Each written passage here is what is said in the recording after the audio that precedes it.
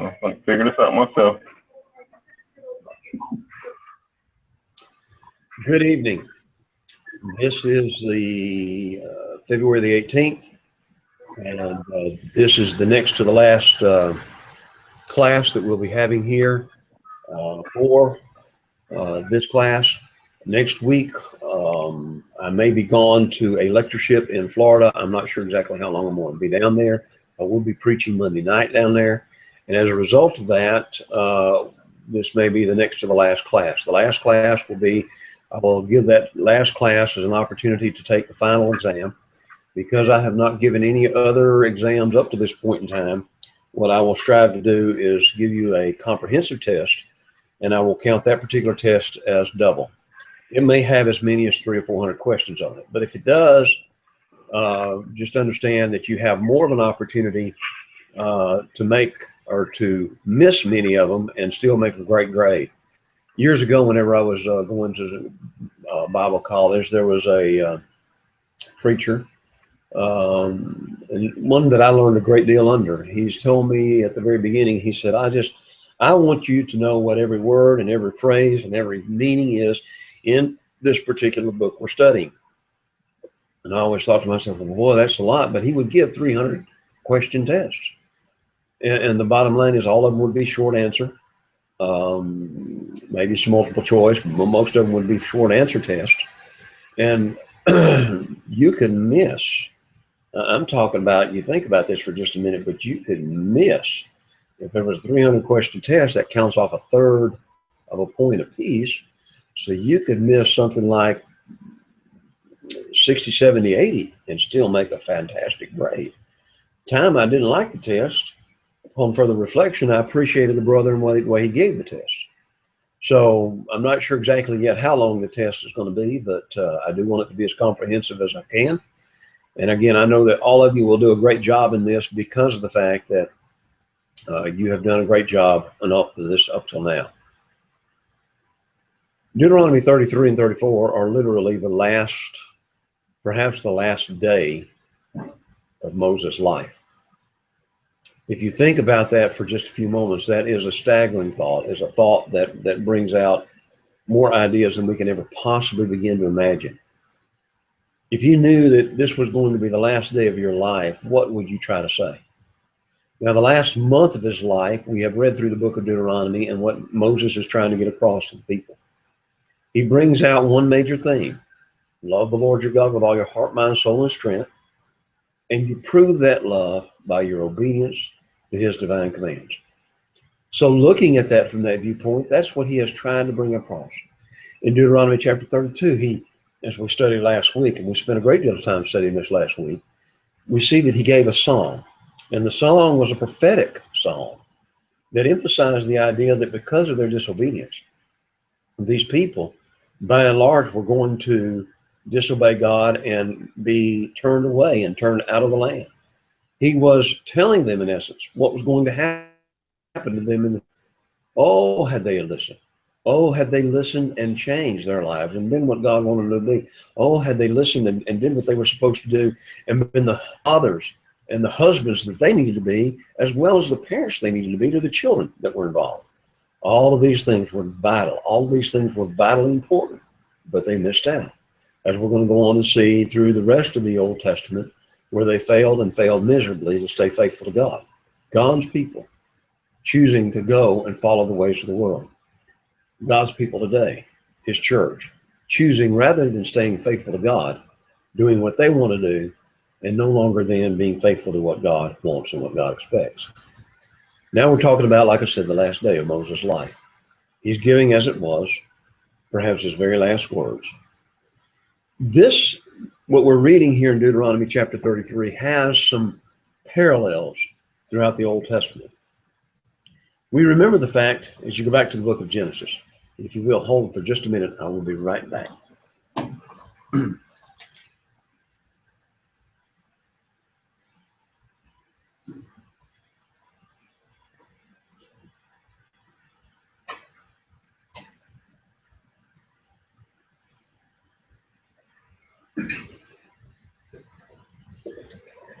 We would read in the book of Genesis where Isaac, before he thought he was going to die, would bless his sons. And we remember that whole situation there in the book of Genesis, where Rebekah had heard or overheard the idea of what Jacob was going to try to do in trying to bless the son of, bless his son Esau. And we remember how Rebekah and Jacob conspired to trick Jacob's father, Isaac, to give him the blessing. We remember how she had prepared the food according to his liking. We remember the fact that she had, and along with her, Jacob had tricked their father, and he received the blessing instead of Esau. And as a result of this created a lot of problems.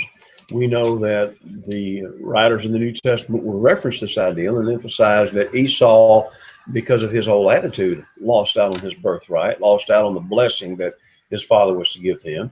But it does not excuse nor in any way condone what Rebekah and Jacob did. It seems like right before these patriarchs would die, they would give their last words and try to encourage their sons.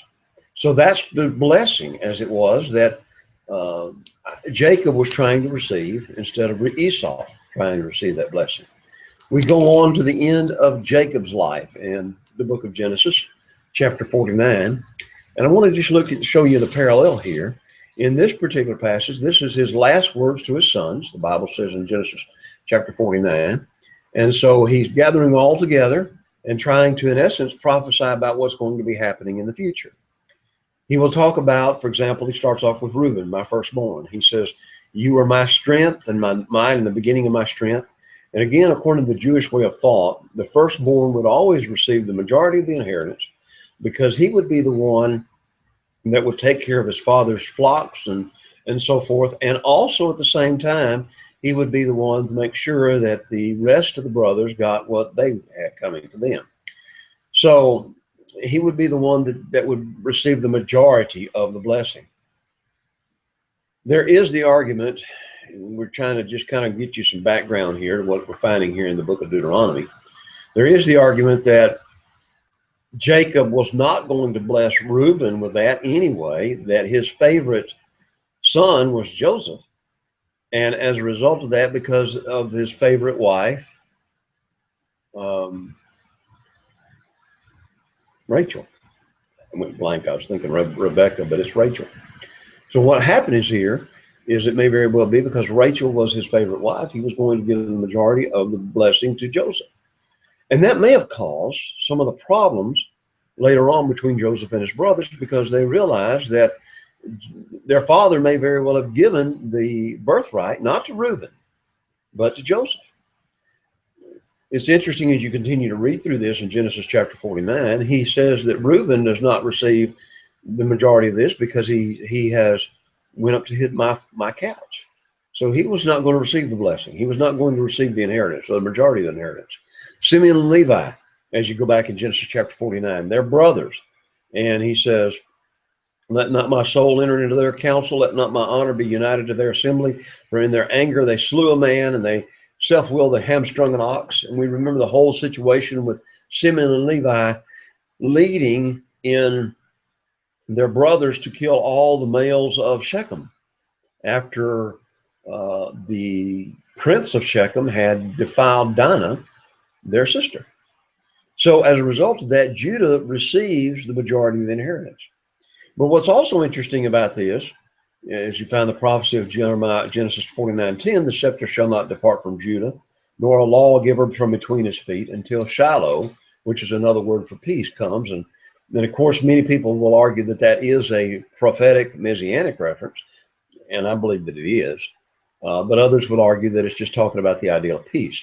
We do know that Jesus came through the tribe of Judah, that the kings of Israel, David and Solomon, were that, and then in the tribes in the divided kingdom, the rest of the descendants of David were the kings over Judah in that respect.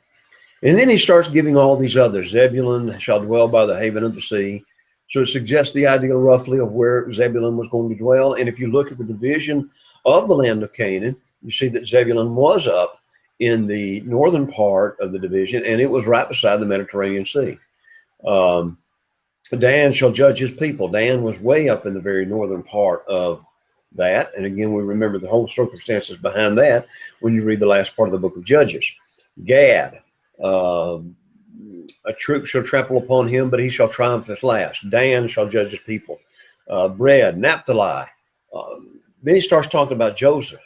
And Joseph, if you remember right before he died, he took his sons, Joseph's sons, Ephraim and Manasseh, as his own.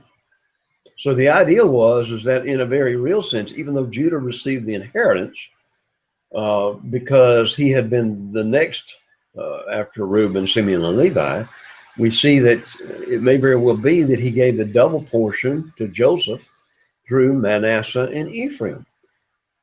The patriarch would always, before he died, call his children in and talk about, in essence, what it was, the future events.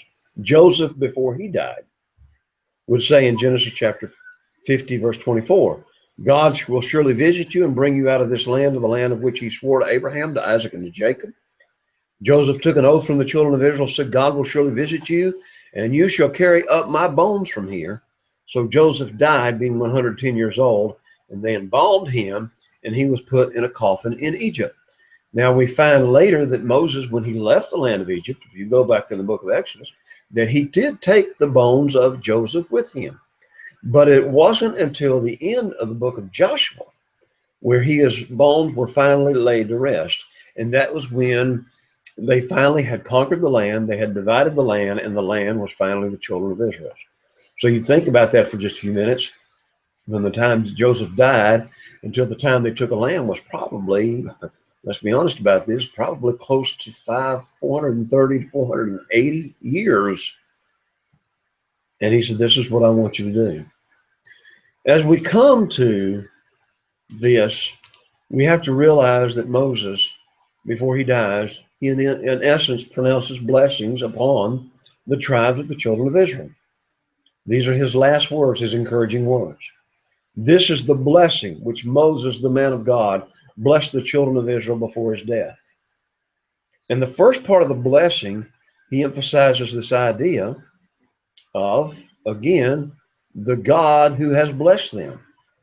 All through this book, one of the ways and one of the means by which he motivates them to obedience is by emphasizing their love for him, for God, but also emphasizing God's love for them and emphasizing God's power in delivering them from Egypt, in taking care of them all through the wilderness wanderings, in bringing them to the land of Canaan, and now, as they are about to go into the land of Canaan, blessing them by giving them that land.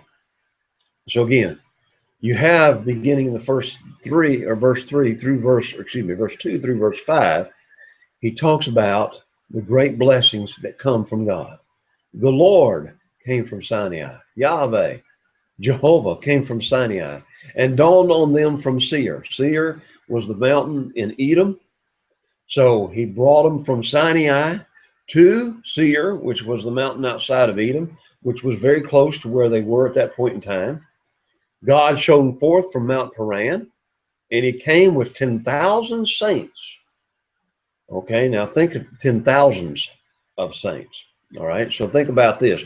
Some commentators seem to suggest that Sinai and Seir and Mount Paran were places where God did wonderful works to prove to the children of Israel that he was still amongst them and to prove to them that he was God. A lot of times, we find this even in the book of Numbers, there seems to be the suggestion that when you come to the 33rd chapter, where you find a travel log, as it was, of their travels the whole time they were wandering in the wilderness, it seems like if you were to sit down and write down every place they went to during that 40-year time frame, the book would be outrageously big. But probably what was happening in Numbers chapter 33 is that God, through Moses again, was emphasizing the places where he did miraculous works to prove that he was God, to assure them that he was still with them in everything that they were going through. He came with 10,000 of saints. might suggest the ideal of the angels going with him and protecting his people all along the way. We do know the fact that before Joshua actually enters into the land of Canaan, in the book of Joshua, we see that Israel crossed the Jordan, and then he comes down to the idea of the chapter 5, the second generation of the Israelites were circumcised because they had not been circumcised their 40 years in the wilderness.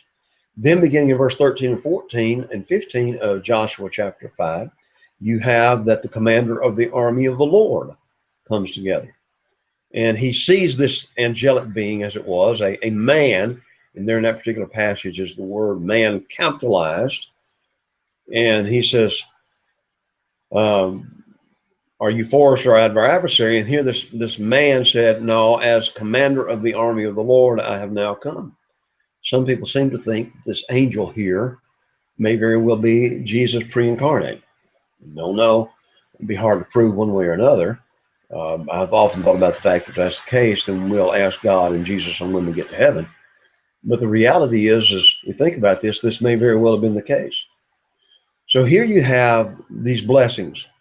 As he enters into this, and here being the commander of the army of the Lord, may understand and help us to understand the 10,000 of saints that he may be referencing here in Deuteronomy chapter 33. It could also have reference to the children of Israel. 10,000s of saints could be, saints being again the Greek word from the same word where we get holy and holiness, being the ones that had been set apart. So he came with 10,000s of saints, and from his right hand came a fiery law for them. This would seem to suggest that he's definitely talking about the children of Israel and not so much the angels that were going to be with them as they went and fought these battles. Moses, as he's beginning to give this blessing to them, he reminds them of the Lord and the great works that he has done, how God has chosen them to be his people, and how he gave them this fiery law, this law that should be burned in their hearts. And then he says, verse 3, yes, he loves the people. All his saints are in your hand. And here he's saying, in essence, that God they're all in his hand. And we sing the song, he's got the whole world in his hand. So here is the idea, and maybe this is where some of the theme is, that God has all people in his hands, but also especially his saints. We've already looked at the passage where he talked about the fact that you are the apple of my eye, and how they would still turn from God, even though they were so important to him. He said, they sit down at your feet and everyone receives your words. So again, this could be reiterated what Moses has been doing all through the book of all through the book of Deuteronomy, is reiterating the Old Testament law so that the people might know what those commands were, and they could not claim ignorance when it came to obeying them. He says, when they sit down at your feet, suggests the idea they're sitting down at their feet to learn. The idea as well is the idea of everyone receives your words. Moses commanded a law for us, but again, it's not Moses that's doing it, it is God giving it. And perhaps a better translation there in the margin of my Bible, and maybe in yours as well, is not Moses commanded a law, but Moses charged us with a law. It's not so much that Moses gave it, God gave it. From his right hand came a fiery law for them. So we know that the law came from God. Now Moses gives them this charge, and this was to be a heritage. This was going to be something that they inherited of the congregation of Jacob. He was king in Jeshurun. Well, we've already looked at that ideal of Jeshurun in other passages. He says Jeshurun would wax fat and kick, and he would rebel against God. We keyed in on that idea in the song of Moses in Deuteronomy chapter 32. So he says, when the leaders of the people were gathered, all the tribes of Israel together. So it's kind of like as he's about to die, he's looking at them much like Jacob did, and much like Isaac did. He's going to give them these final words of blessings.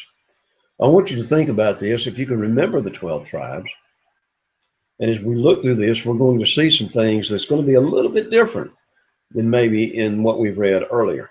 Okay? He said, let Reuben live and not die, nor let his men be few. We've already seen the situation what's going on with Reuben. He lost out on the birthright because he had went up to his father's couch. We remember that this was a tribe that did have some influence, but they were also a tribe in one situation that were condemned because they sat on the side and did not help when they had the opportunity to do so. And I think this is talking about during the time of Deborah in Judges chapter, I think it's Judges chapter 3, 4, and 5. Well, let me look very quickly, okay?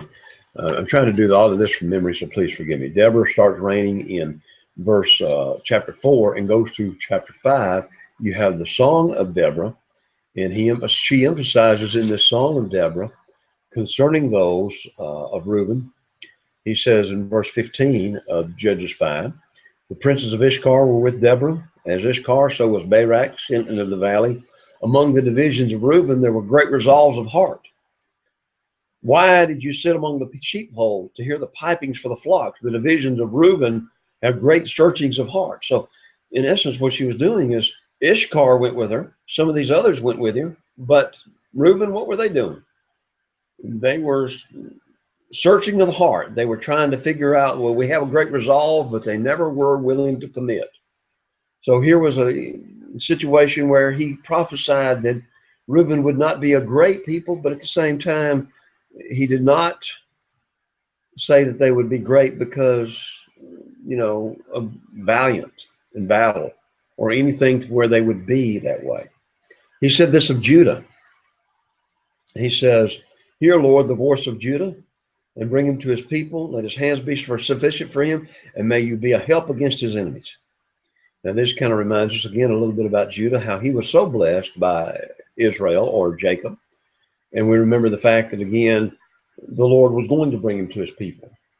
His work was going to be out. It was through Judah that the king was going to come. Levi. Now, he's going to spend a lot of time talking about Levi. Let your Thummim and your Urim be with the Holy One.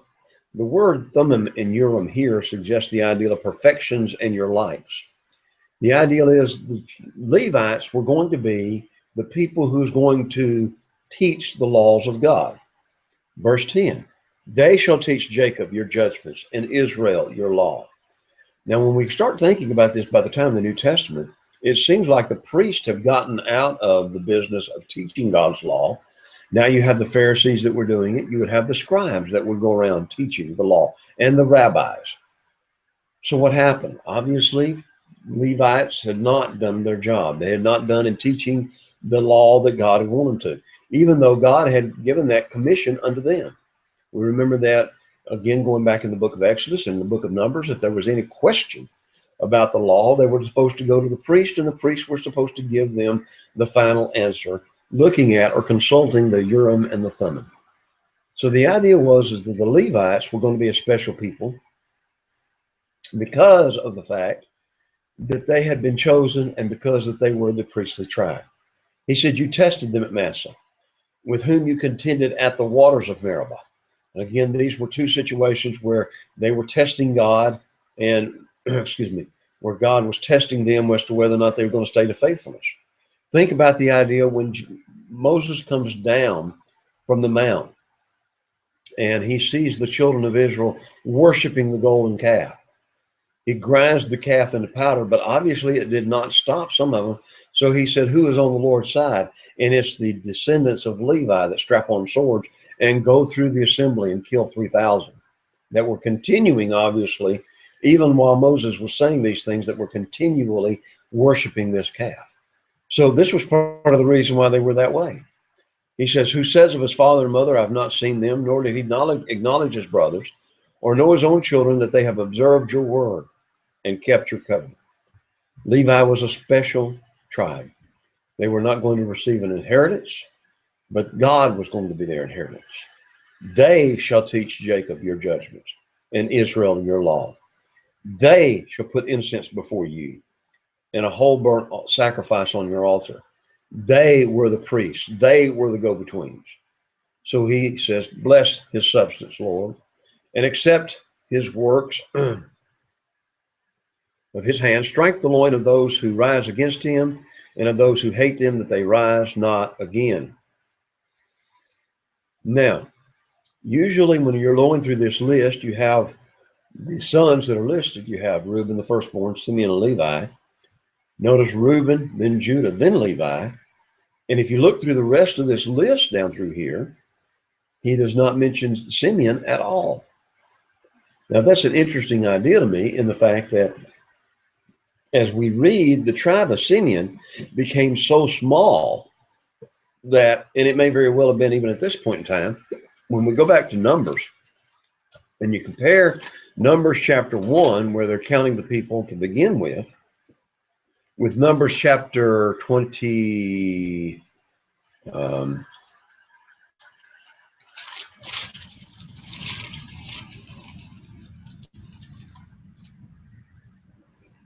Numbers chapter 26, that's right, where Moses numbers them after the 40-year wandering in the wilderness. The second is Reuben, and he gives the list of the Reubenites. The sons of Simeon, 22,200. They weren't that many. By the time they actually take the land and they start dividing the land, they're only getting a few cities interspersed among the tribe of Judah. So obviously this particular tribe is beginning, for whatever reason, to not to have as many descendants as they once did. You compare the number of 22,200 with what you read in Numbers chapter 1. And again, I think you see there's a definite difference there in the side of the tribe. So it could be that something was going on there that was causing this particular tribe to shrink for some reason or another. Going back to Numbers chapter 1, and we find that there was 59,300. Okay, there was a 49-year or 40-year wandering in the wilderness. So between 59,300 and the second numbering 40 years later, they've lost close to 33,000 men. And again, losing that in that respect, you find that they are going smaller and smaller and smaller. Of Benjamin, he said, the beloved of the Lord shall dwell in safety by him, who shelters him all the day long, and he shall dwell between his shoulders. Benjamin was another tribe that was around the same area around Judah whenever they took over the land. So he is the beloved of the Lord, shall dwell in safety by him. So these are going to dwell close to Jerusalem, where God dwelt. And God is going to dwell or shelter them all day long. Joseph. And we spent a lot of time, again, remembering the idea of the promise in Genesis chapter 49 with regards to Joseph, how Joseph, how the sons of Joseph, Ephraim and Manasseh, were taken by Israel, Jacob, to be his sons. So it's extremely interesting as you look at this, as you see this discussion about Ephraim and Manasseh. This also kind of becomes a prophecy about what's going to happen in the future. Blessed of the Lord is his land, with the precious things of heaven, with the dew, and the deep lying beneath, with the precious fruit of the sun, and the precious produce of the months, with the best things of the ancient mountains, with the precious things of the everlasting hills, and the precious things of the earth and its fullness. You keep hearing this say, precious things, precious things, precious things. We remember that it was Joseph that had been through so many trials. The last part of Genesis 39 through 50, recounts that whole situation with him. So literally, you start thinking about it, probably 20% of the book deal with the story of Joseph. So he has been, and he are going to have the precious of everything. Let the blessing come on the head of Joseph, and on the crown of the head of him who is separate from his brothers. His glory is like the firstborn bull, his horns like the horns of the wild ox. Together with them he shall push the people to the ends of the earth. They are the 10,000s of Ephraim, and they are the thousands of Manasseh. Manasseh was such a big tribe that, going back and reading the story in Numbers, they asked, the tribe of Reuben and Gad asked to be left on the east side of the Jordan River. They did not have any possession there. Half the tribe of Manasseh stayed on the east side of the Jordan River as well. The other half received the other blessings. So you have the thousands of Manasseh. the 10,000s of Ephraim.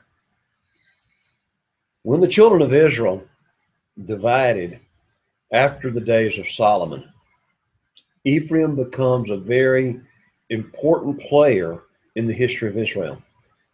It seems like, as you read through the account, that Jeroboam is an Ephraimite, and he then becomes the king over the 10 northern tribes.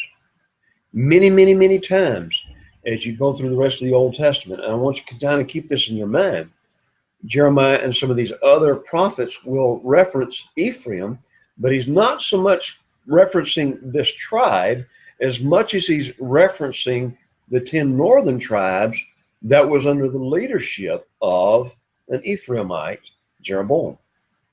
So that will help you to understand, especially like in passages in Isaiah and Jeremiah, where that phrase will use, understand it not just as a specific tribe, but as the 10 northern tribes of the children of Israel. Obviously, as well, even during the days of the United Kingdom of Saul, David, and Solomon, you see that if you read very closely in the text of David's reign and Solomon's reign as well, that there was this undercurrent. This unity of the tribes was very fragile. When Judah made David king, and then when Absalom rebelled against his own father, David comes back, and the Ephraimites and some of the northern tribes of Israel take Judah to task because they didn't wait on the rest of the tribes to come in and take or say that David was king over all the country once again. So there is this kind of underlying thing. And then during the whole time of Solomon, because there were so many taxes, and it's always interesting to me again, how history does repeat itself, how a government has to continue to tax and tax and tax and tax and tax to stay in existence. It was because of the taxes that in 1 Kings chapter 12, when Rehoboam is given the opportunity to make the best decision, he chooses not to. And again, this was Judah versus Ephraim. This was the split. This is where it all came. The taxes were, and you might say, the issue, but there was a lot of other undercurrents that was going on even back to the time of David. So you see, here you have the 10,000s of Ephraim and the many thousands of Manasseh.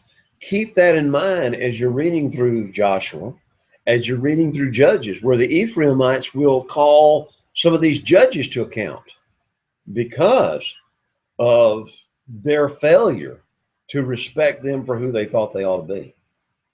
So this plays into the rest of the history of Israel a good bit. Of Zebulun, he says, rejoice in your going out, and Ishkar in your tents. So here you have Zebulun and Ishkar. They call the people to the mountains. So they're they're calling the people to the mountains. So this would be back in the northern section of what we call Galilee, in the area of that place. There they shall offer sacrifices of righteousness and shall partake of the abundance of the seas and of the treasures hidden in the sand. So Zebulun and Issachar would be, again, close to the Mediterranean Sea, up in the mountains. And Gad, he said, blessed is he who enlarges Gad, who dwells as a lion and tears the arm and the crown of his head. He provides the first part for himself because a lawgiver's portion was reserved there. He came with the heads of people. He administered the justice of the Lord and his judgments with Israel. Okay, so Gad dwells as a lion. It's interesting that you have the phrase a lion, not a sheep. He's not a goat. He's not a donkey. He is a lion. And he tears the arm and the crown of his head. He's always looking out for himself. And he seems like, as you're looking at this, he's talking about Gad. He seems like that these people would be known for their justice, for their righteousness, for the laws, for doing what's right. Even though the Old Testament demanded that the priests teach the law, it may very well be that a lot of these judges in all of these various places of Gad, maybe they were the very best judges out of all these, administering the justice of the Lord. Again, verse 22, Dan. Dan was a very small tribe, We read about the history of Dan a little bit there, going back to the book of Judges, where they go up to the northern part, where they take a city, destroy it, and make the city of Dan there. There was also a city, sadly, in the book of Judges, a tribe, sadly, that forsook God and that was following the people and the idols of the land. But again, he's called a lion. Again, I always think about in the Bible how this phrase of a lion, described as a lion, would always suggest strength, would always suggest power, would always suggest the ideas of what they needed to do and being strong in every sense of the term. Naphtali, satisfied with favor, full of the blessing of the Lord, possesses the west and the south. So again, he's marking out in a very real sense the territorial divisions of the children of Israel. I would challenge you to get a map, as much as you can, of the 12 tribes of Israel and where they settled, and look at that and compare this with what you're reading here in Deuteronomy chapter 33. And so you see, in a very, very real sense, Moses, by inspiration, is giving the idea of the rough boundaries of the land and what tribes were going to be in what part of the land. Asher is the most blessed of sons. Remember back in Genesis, whenever Asher was born, his name meant happy. And so he is most blessed of sons. So it's interesting, he's most blessed, and his name means happy. Let him be favored by his brothers, and let him dip his foot in oil. Your sandals shall be iron and bronze. As your days, so shall your strength be. So again, Asher was going to be blessed beyond belief. And again, they were going to be blessed with oil. And so probably in the mountain areas where they would grow olives, things along this line, olive trees, olive groves, and iron and bronze as sandals. So your days shall be strong. Now he starts this blessing on Israel with God's glory. He ends this blessing of Israel with God's glory. We've already talked about that idea that God is the first, God is the last. The people of Israel are kind of sandwiched between God, as you see this description here. There is no one like the God of Jeshurun. There is no other God, Exodus will tell us. You shall have no other gods before me. There is no one like the God of Jeshurun, who rides the heavens to help you. Here he's talking about the idea that God is always going to be with him. God is always going to bless them. Even when they sinned, even when they transgressed against God, God was still with them, willing, wanting to bless them in every sense of the term.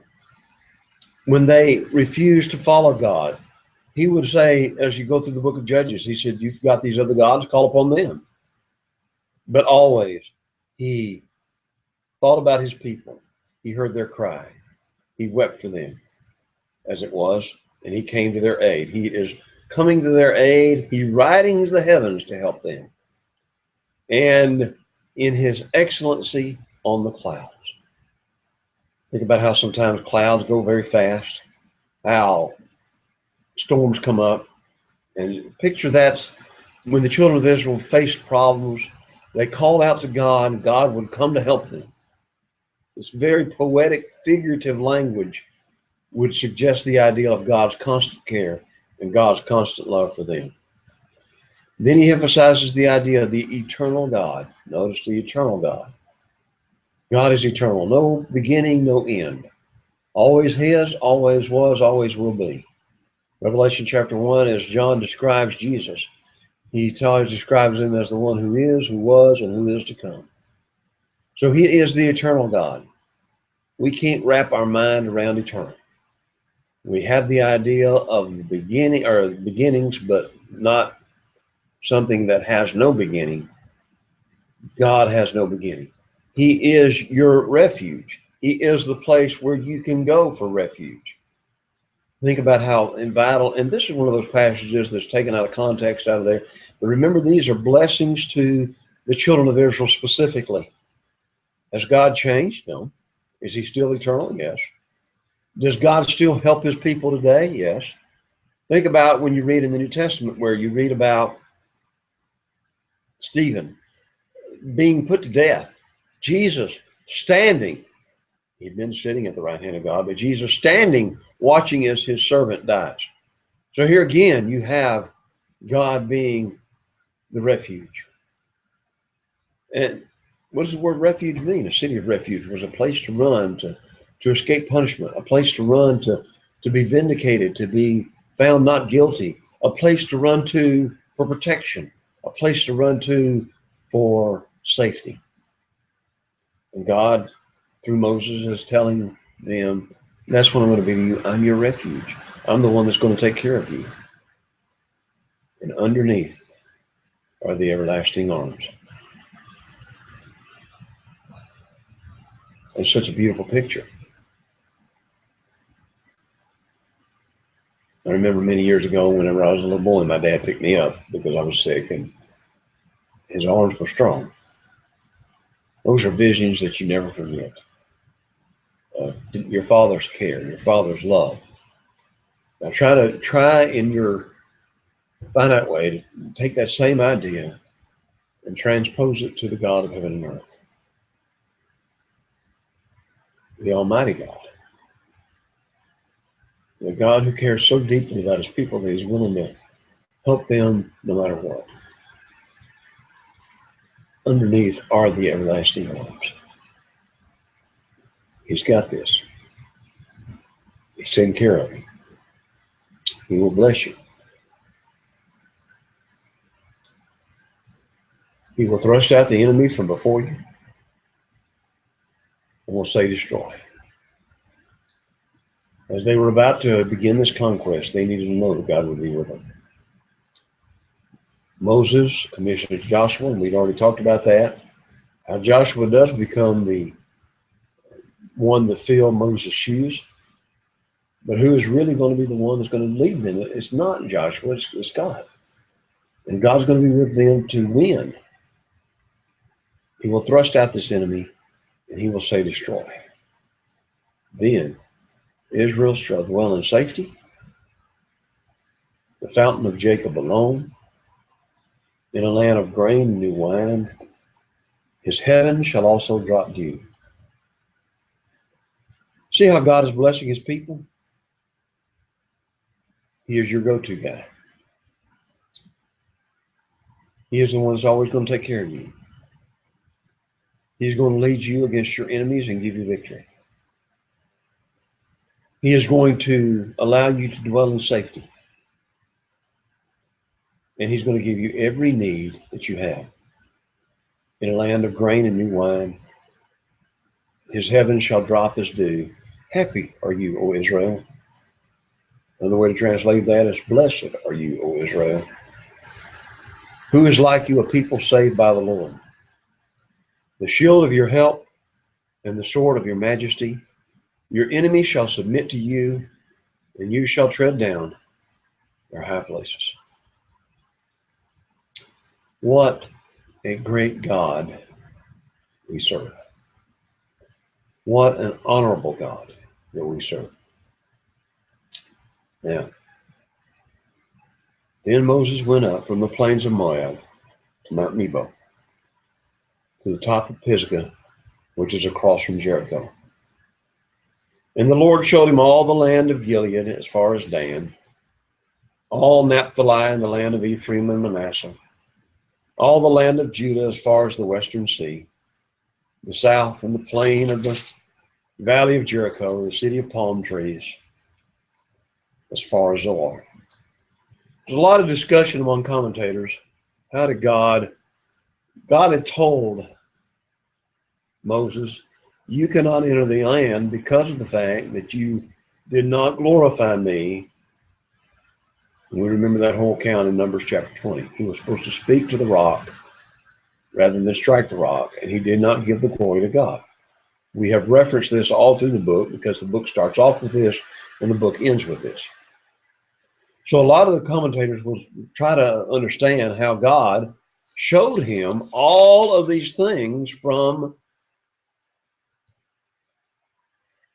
Mount Nebo. Some people suggest that this particular mountain was tall enough that he could actually see the borders of the land from the very northern part all the way down to the southern part where they would be blessed and had. Perhaps that's the case. I personally, again, this is my opinion, like to think maybe it was somewhat of a panoramic view, like we often see sometimes on some of the television shows. If we could see an airplane flying over this country and somebody is taping everything they see, that perhaps as Moses was on Mount Nebo, God did that very same thing with him. Now, what was the significance of Moses seeing this? Well, number one, he couldn't actually go into the land and take possession of it. But at the same time, there was the argument made a lot of times that, it's even like today, if we buy a house or we buy property, before you buy the property, you want to walk it. You want to be able to look at it. My dad owned 100 acres of land in northern Alabama. And I remember spending many a day and some of the best days of my life, though at the time I didn't think so. We're working and living on that farm. There, being around nature, being out there all the time. Now, there was a lot of hard work, and that's what I didn't like. I wanted to be off, and now if I had the chance, I'd go back to a farm in a heartbeat. But before my dad bought the property, he walked it. He saw there was a creek that ran through the property. There were 3 springs that ran through the property, freshwater springs. When my dad built the house, he actually drilled the well, probably, I would say something like 10 or 12 feet from the house. He drilled the well down 85 foot and had 55 foot of the best water that I have ever drank in my entire life in it. Wasn't fluorinated or all that other stuff we have today in city water. It was pure well water. We never worried about that. We never worried about good water. He would walk, look at the different trees. He walked it so as to find out where the pasture land was, where good trees would be. He would know where to grow hay, where to grow corn, where to grow the garden that was close to the house, what to grow in these areas. The fields were terraced. He would know, and they were terraced because there was a hill, so they would have to be terraced so as not to wash away all the dirt. All of these things came into consideration as he bought that property. And you think about it in that respect, before my dad bought that property, he walked the property. He saw it. He looked at it with his own eyes. So it may very well be that, in a sense, while Moses did not actually enter into the land of Canaan, God, by allowing him to see the land, said in essence that Moses has taken, in a sense, possession of it, even though he did not. And you remember, they started to take possession of the land on the east side of the Jordan River, and Moses was there as they were beginning to fight the battles of that time. So as he is allowing Moses to do that, in another sense, according to some commentators, he is taking possession of the land on behalf of the children of Israel. He cannot actually enter it on foot because of a sin, but he does it by his eyes. That's a beautiful poetic way of looking at it, and it's a very good possibility that this is what God intended as he allowed him to see that, because it would be hard. It would have to be a very, very high mountain to be able to see all the limits of Israel at that time in that way. Then you think about something else here. Moses, according to the book of Hebrews, was the mediator of the Old Covenant. So as we think about this for just a few minutes, well, I'm getting ahead of myself. Let's go ahead and go back and read this, but I will come back and revisit this in another sense. He said, this is the land, verse 4, Deuteronomy 34, of which I swore to give Abraham, Isaac, and Jacob, saying, I will give it to your descendants. I have caused you to see it with your eyes, but you shall not cross over there.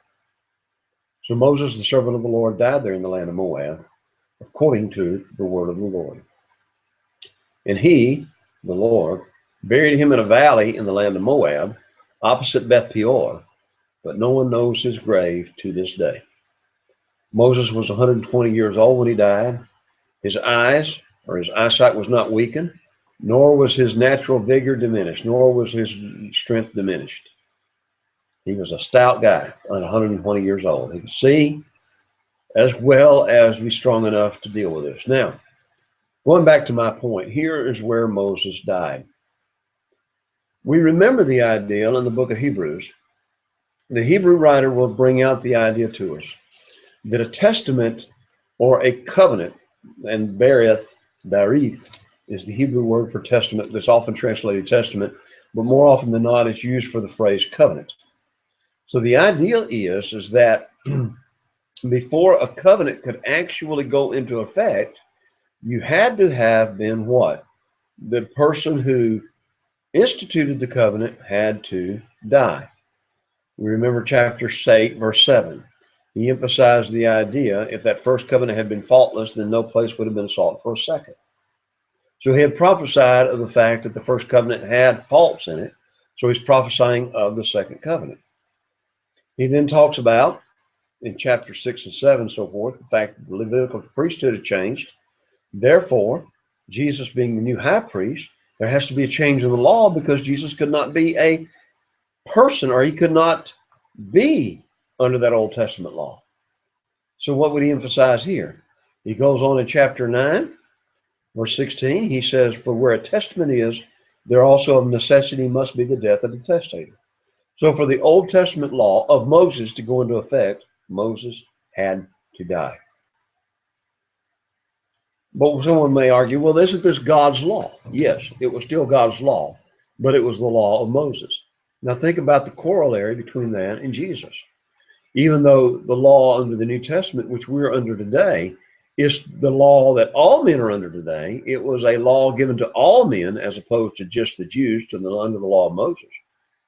Jesus still had to die for that covenant to take place. He says in verse 17 of Hebrews 9, for a testament is in force after the men are dead, since it has no power at all while the testator lives. Not even the first covenant was dedicated without blood.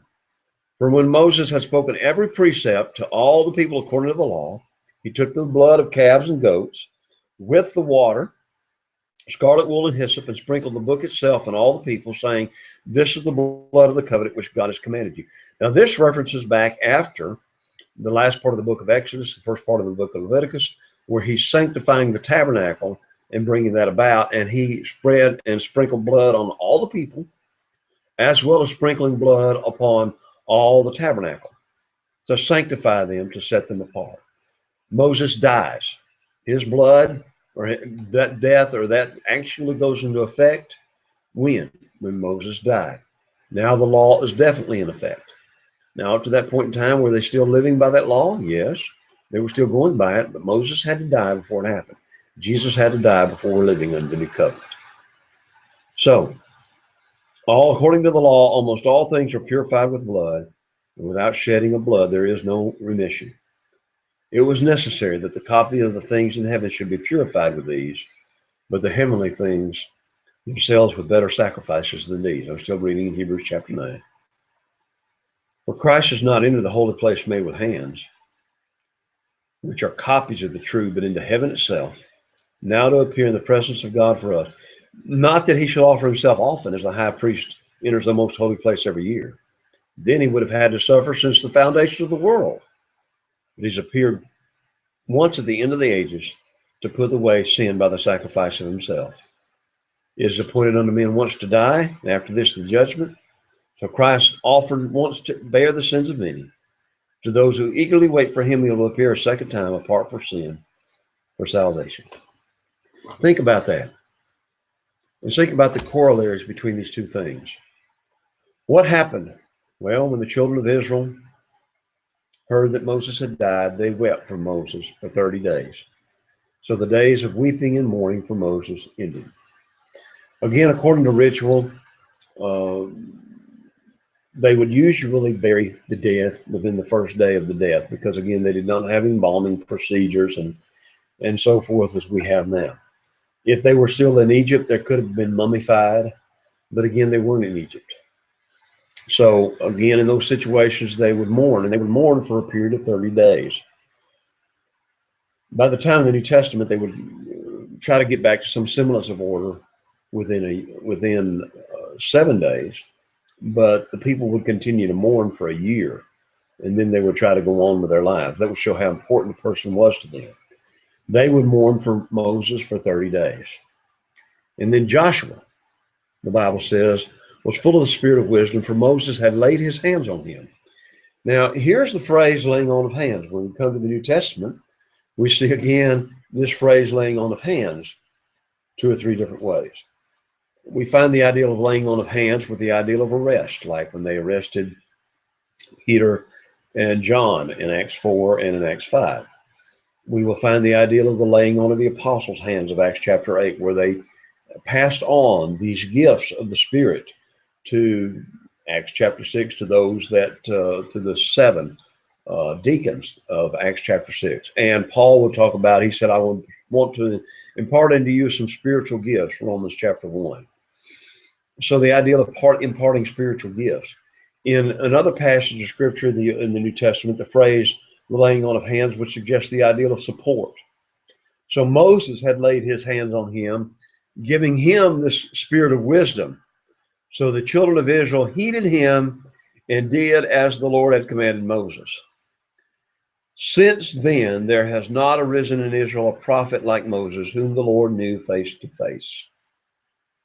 Well, Tommy, is there a contradiction here between this and what we read about in Exodus 34, where God says, you cannot see my face?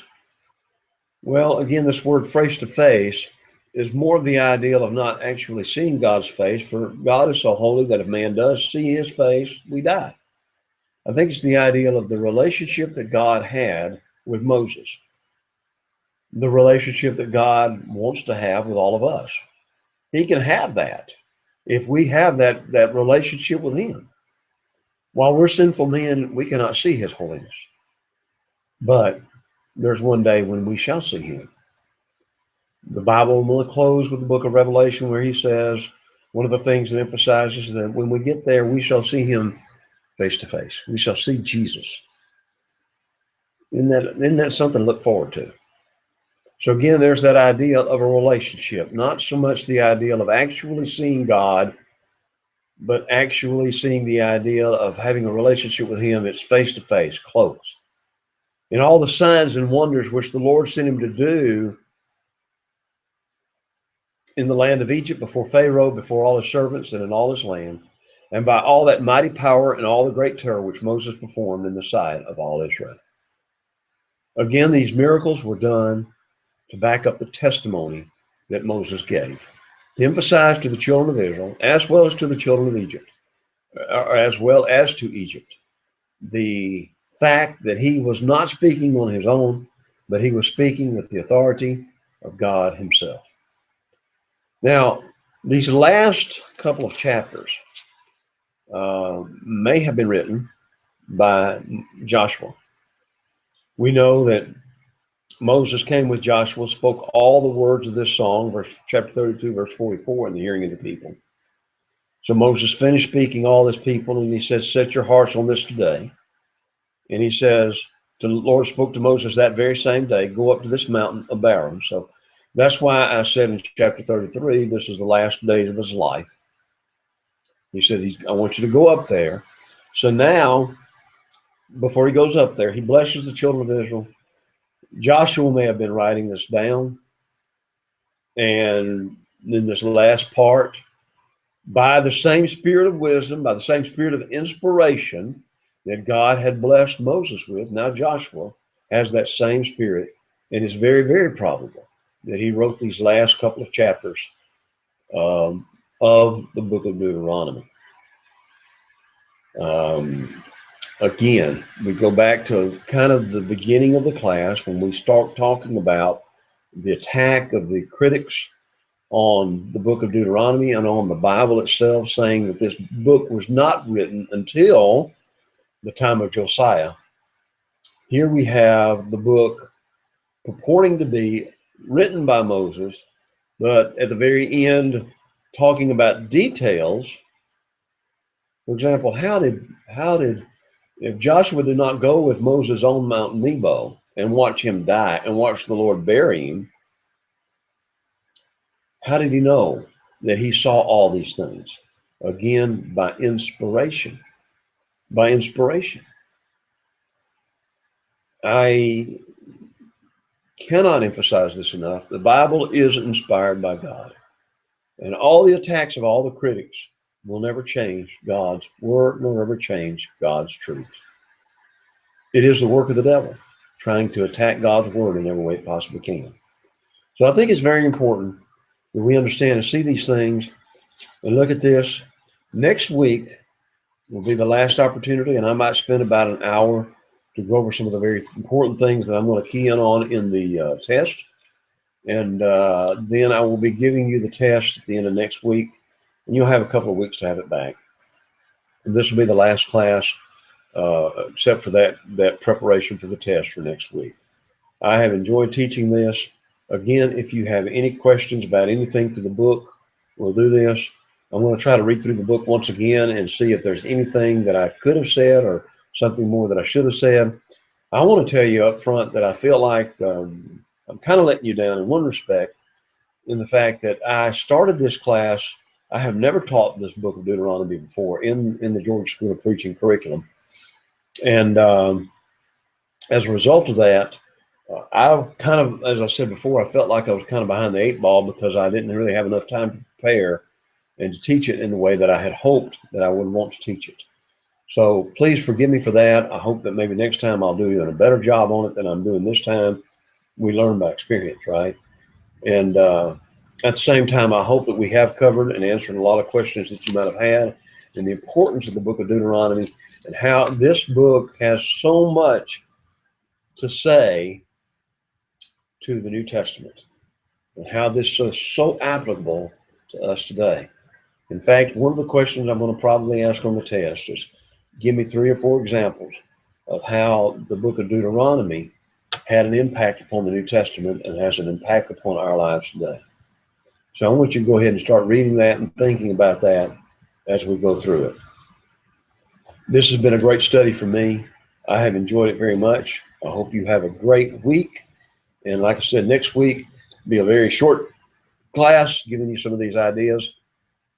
And it may be that I may be in Florida that week, and it may be a very short class, doing it from a motel room. But I will be meeting with you. I've got to speak at this lectureship next week. I'm looking forward to that as well. Pray for me. Pray for all of us, that we would be the people that God wants and God expects us to be. Thank you so much.